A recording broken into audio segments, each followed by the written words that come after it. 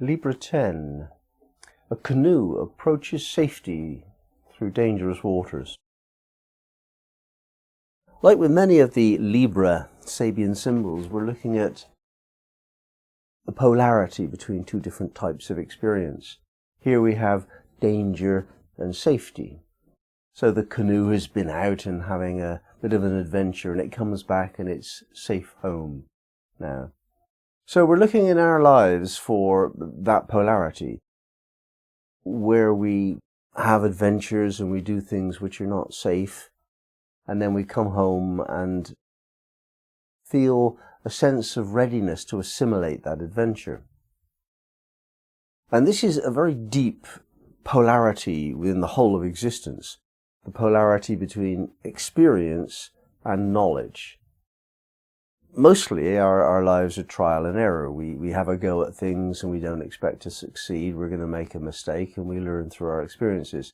And that process of making a mistake and learning through those mistakes, that's it, that's life.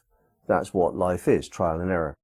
And so the whole thing of going out and having adventures, which are basically experiences which necessarily include a little bit of danger, a little bit of the unknown. Or if not, then they're not adventures.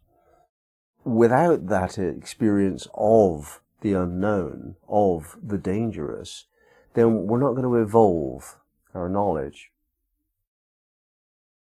So we're not only looking at the safe waters that the canoe is returning to, we're looking at the dangerous waters that it's been through. And the question of trust arises in our minds here. To what extent do we trust that we can launch ourselves into a dangerous situation? The reason it's dangerous is that we might fail, we might die, or suffer injury or loss. And sometimes it's good to trust that everything will be fine, it will work out well, sometimes. And that faith in life is a real reward. And yet it tends to be better, more reliable, if it's based on some previous knowledge and experience and skills, resources that we know we have. So we trust in ourselves before going out and having a dangerous experience. If it lacks that, if we simply jump into the void without any sense of knowing what will happen, that blind trust, well, very often that's much more to do with blindness than it is to do with trust. Sometimes it's necessary to take a leap of faith and to do just that. But those times are when the other type of skills and knowledge and resourcefulness are not available. The other type of trust is just not accessible. That's the only time really that blind trust makes sense. Otherwise, we would be simply foolish, just silly to do something dangerous without any realization that we might avoid the danger.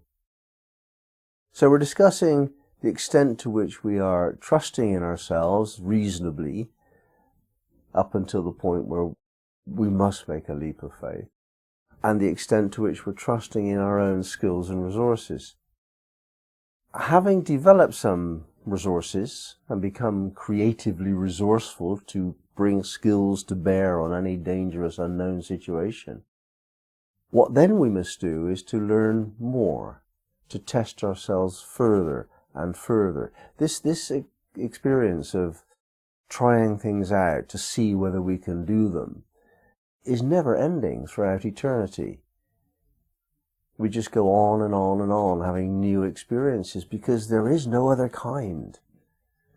Experience is always new. Every single moment is new. It may be very similar indeed to 1,000 moments you have previously had, and you might be living a very staid, stable, rather boring kind of life.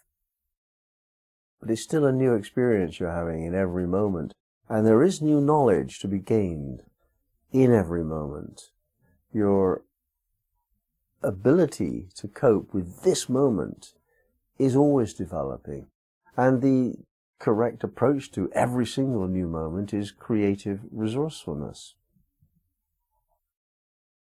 A lot of people would acknowledge that pleasure is an important part of life, and yet rather more indulge that appetite for pleasure beyond a reasonable level. They will seek pleasure whenever the opportunity arises. This is not going to maximize the evolution of self. This will degenerate into habit and need. So when we're looking for adventures to take us into thrilling situations, we must be careful that the thrill itself, the pleasure of that adrenaline rush, is not something that we've become addicted to, that we're actually willing to take on a dangerous activity, an unknown certainty in the future, an uncertain outcome, in order to develop our creative resourcefulness rather than just get off on the thrill. Now, the entropy of life means that whatever we don't use and develop is lost to us. Use it or lose it. And relatively recently in the development of our species, we were hunting, and if we didn't hunt well, couldn't eat. We died off.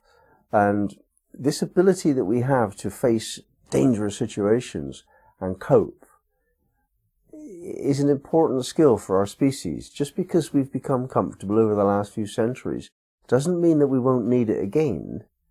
It's a part of who we are anyway. Even if we don't need it, we want it.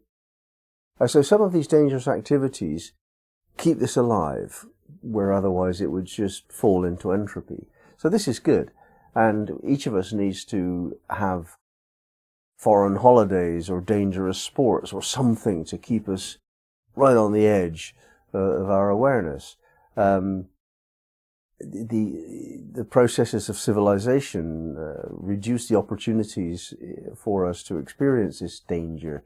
We're not allowed to drive fast. We're not allowed to get involved in fights too often, and so on. And so we do need to find ways to keep alive this spark of almost like the violent animal nature within us, which if misused is absolutely inappropriate, but sometimes is required.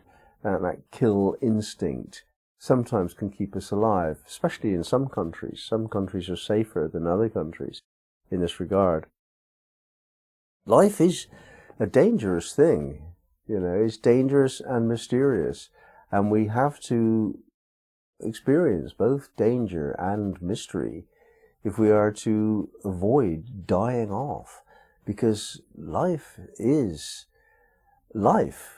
It's alive, it's filled with mystery and threat.